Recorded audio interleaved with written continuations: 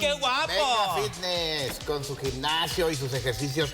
Oye, gracias, doctor, por ser parte de nuestro muchacho. Tantos programas Oigan. de Buenos Días, Juan. ¿Por qué nos trajimos a la madrina de allá de la cocina por acá para el segmento? No, no soy la madrina, soy Lucelena. Ay, perdón. Y en mi casa no saben. En tu casa no saben ni van a saber. Bueno, en su epitafio vas a ver cuando se muera. En su epitafio va a decir, en su casa nunca supieron. Nunca se supo. ¿Qué? Le vas a ¿Quién estar sabe? así, Y tal vez sospechaban. ¿Y Doctor. cómo se cruzan las sombras? ¿verdad? Y maquillado. Con sombras. ¿sí? Sean serios, ¿verdad? Oigan, chicos, buenos días Vamos a al todos tema. y todas en casa. ¿Alguna vez se han ido a consulta y que el doctor les haya preguntado algo que no saben cómo contestar? Pues a mí, por ejemplo, siempre cuando voy a consulta me preguntan, ¿es alérgico a algún medicamento? Y yo, pues, no sé qué contestar porque, pues, no sé. Pues, Ajá. que yo sepa, ¿no? Y Es es una una buena pregunta. respuesta. O sea, se vale decir nada que yo sepa que sea o que soy alérgico. Normalmente cuando te preguntan en una consulta sobre alergias, no solo te están preguntando sobre medicamentos, también te están preguntando sobre comidas, también te están preguntando sobre alguna flor o alguna planta o cualquier cosa que te cause una reacción alérgica que sea conocida para ti. Es importante que se lo digas a tu doctor. El tema de hoy, y por eso quise empezar con esa pregunta, es ¿qué debo de llevar yo como datos que le van a servir a mi doctor cuando vaya a consulta por cualquier causa? Y también que sepas más o menos qué tipo de preguntas son las más habituales que hacemos en la consulta, porque probablemente nos agarren en curva y batallemos un poquito o nos haga batallar un poquito a los pacientes la visita al médico. Entonces Ok. vamos a hacerla un poquito más ligera, O sea, en pocas llevar palabras, estos datos. sería como un diagnóstico médico. ¿O cómo le dicen?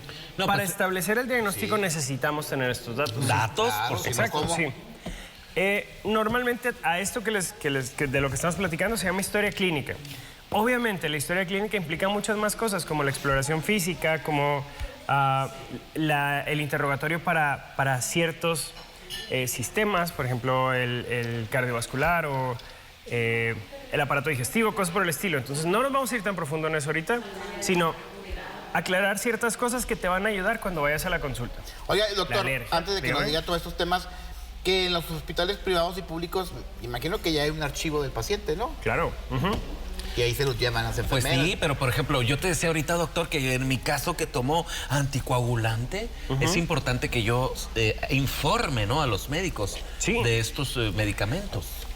Este tipo de medicamentos y de ahí vamos a partir para desarrollar todos los que vamos punto uno. a tocar. Anticoagulantes, por ejemplo. Es importante que tú le digas a tu médico qué medicamentos estás tomando en el momento y si has tomado algún otro en los últimos días. Por ejemplo, es importante que sepas no solo que tomas anticoagulante, Luceleno, sino también que sepas cuál es el tipo de anticoagulante que estás tomando, cuál es la dosis y cuál es la frecuencia. Es decir, estoy tomando... por decir uno, Rivaroxaban. Tú estás tomando Rivaroxaban, ¿verdad? Rivaroxaban. El Rivaroxaban, el nombre comercial es Xarelto. Con que le digas cualquiera de los dos a tu médico, vas a ver específicamente cuánto es. Y de 20 miligramos. Ahora, justo a eso iba. Tenemos Rivaroxaban de 10, 15 y 20 miligramos.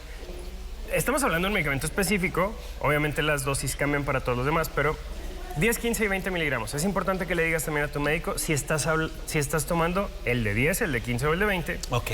Y la frecuencia, porque probablemente el médico que te lo recetó te lo haya prescrito para tomar, por un ejemplo así a lo loco, una vez al día o 2 veces al día o cada tercer día o tomarlo de lunes a viernes y descansar sábado y domingo.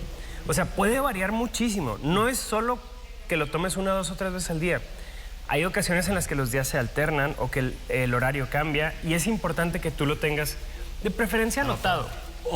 Qué importante lo que comentas, doctor, porque, por ejemplo, me tengo la necesidad de hacerme una endodoncia. Esto es real, pero me dice la dentista, qué bueno que me dijiste que estás anticoagulado, porque no te puedo atender. Necesitas descoagularte y luego te hacemos el procedimiento y luego, ¿verdad? Pero también antes de eso, como estamos hablando de diferentes niveles de manejo, es decir, la anticoagulación se te prescribió por una enfermedad de base. Entonces, es importante que antes de suspender la anticoagulación, tú lo consultes con tu médico. Así me dijo, tienes que ir con el cardiólogo. Tienes que ir con tu cardiólogo o con tu médico tratante, plantearle la necesidad de hacer una endodoncia Y cuando él te dé el visto bueno, ahí ya puedes suspender si te lo recomiendo. Y ahora, en ese caso, si no es endodoncia, es un dolor horrible de muela, Este es del el juicio, punto. que ya no aguanta qué hacer. ¡Qué doctor. horror! ¿Qué va a hacer el de...? Oigan, este ya se volvió a consulta, ¿verdad? Polémica, Pero qué ¿no? padre, está Debate, padre. ¿no? ¿Qué ¿Qué pasaría ahí? es lo que hay que hacer? Sencillo. Dar el manejo analgésico, es decir, corregir el problema que está causándonos lo agudo en ese momento. Después consultar con el cardiólogo o con el médico tratante. Y si nos da el visto bueno o si nos recomienda hacer algo en específico, hacerlo para después hacer el tratamiento que nos va a corregir de manera completa y total el problema dental que tenemos. O sea, sí estamos hablando de hacer unos escaloncitos ahí, pero se resuelve y se va a resolver para bien. Doctor, una pregunta. En el caso, por ejemplo, de una persona hipertensa que tenga la necesidad de alguna, que trae una gripa muy fuerte y estas cosas, es importante, se cruza los medicamentos para hipertensión con medicamentos paliativos normales para gripas, alergias y ese tipo de cosas. Remotamente posible. Es muy poco probable que tengamos una interacción entre medicamentos.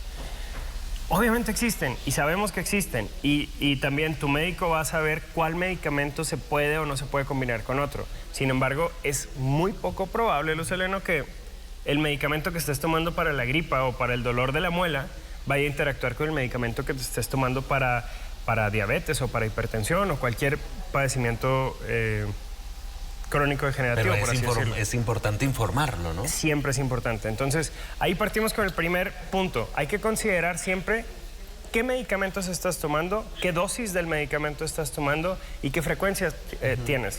Si son varios medicamentos y en algún momento se te cuatrapean y se te olvida cuál es cuál, apúntalos. O más sencillo, muchas veces en consulta en hospitales públicos o en consulta consulta externa de hospitales públicos más bien, nos ha tocado ver a los médicos que los pacientes cortan una lengüetita de estas que se cierran de la caja, entonces ni siquiera se preocupan por copiar el nombre. Cortan la lengüetita que dice Enalapril 10 miligramos y ahí ya nada más le ponen así enseguidita de la lengüetita, una cada 12 horas y punto, una cada 24, la frecuencia que estén tomando y listo, ya tienes todos los datos que necesita tu médico para el medicamento. Y así ya te llevas, si es uno o si son 30 medicamentos, ya los llevas todos apuntados. El historial. Ya tienes la historia de lo que estás tomando en el momento. Punto número 2, es importante y se nos fue la plática mucho en esto que es muy importante, lo que platicábamos de la interacción con otros medicamentos, pero también es muy importante considerar la historia clínica de los antecedentes de nuestra familia. Es decir, para un médico cuando visitas por primera vez es importante que tú tengas datos, todos los que puedas recabar, sobre enfermedades crónico-degenerativas que pudieran padecer tus familiares. Por ejemplo, la edad de tu papá y si vive, si tiene alguna enfermedad, qué medicamento está tomando para esa enfermedad o qué procedimientos se le han hecho para corregir tal enfermedad.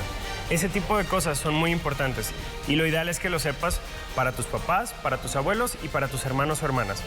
Ahí está ya nuestros antecedentes de enfermedades en la familia o heredofamiliares. Ya tenemos alergias y medicamentos que tomamos, ya tenemos antecedentes heredofamiliares y ahora lo que sigue es la historia clínica de nuestra enfermedad en el momento. Es importante que sepas qué es lo que te va a preguntar tu médico y, por ejemplo, si traes una enfermedad aguda como un resfrío, como un dolor de panza o como una lesión en la pierna, que te hayas lastimado, torcido, que estabas jugando, torcido el tobillo y estabas jugando fútbol y te lastimaste, por ejemplo. Bien sencillito, necesitas platicarle a tu doctor cuándo empezó, cómo ha aumentado o evolucionado y qué medicamentos o qué tratamientos has dado, así sean pastillitas de tic-tac, o sea, que sean cosas que probablemente paracetamol o algo sencillo que pensemos. Incluso cosas que ni siquiera consideremos como medicamentos. Y por eso decía un dulcecito, lo que hayas tomado que te dijeron, esto te va a servir un té, una infusión, una hierba, lo que sea, que te hayan dicho que te va a servir para tratarlo, el padecimiento por el que vas a consulta, es importante que se lo platiques al médico. Claro. No está complicado, si se fijan.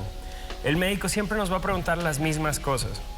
¿Desde hace cuánto tienes el padecimiento por el cual estás consultando? ¿Cómo empezó? Vamos a poner como ejemplo un dolor de panza, ¿les parece? Sí, sí, sí. Entonces, yo voy a consulta por un dolor de panza y el doctor me va a decir, ¿hace cuánto empezó tu dolor? Yo le voy a decir, hace 3 días. ¿Y cómo empezó? Bueno, pues fui a comer a unas taquitos en la esquina, unos mariscos. Ahora hace Semana Santa, que pasó hace un mesecito. En Semana Santa fui a comer unos mariscos y eso fue el jueves. Y el viernes me levanté con un torzón en la panza que me levantó del dolor a las 4 de la mañana. ¿Y qué pasó después? Pues tuve diarrea, tuve Vómito, evacuaciones líquidas, o sea, en general cualquier tipo de evacuación líquida. Tuve vómito, tuve dolores en el estómago. No estaba tolerando la vía oral, es decir, no estaba siendo capaz de tomar líquidos ni siquiera o sólidos.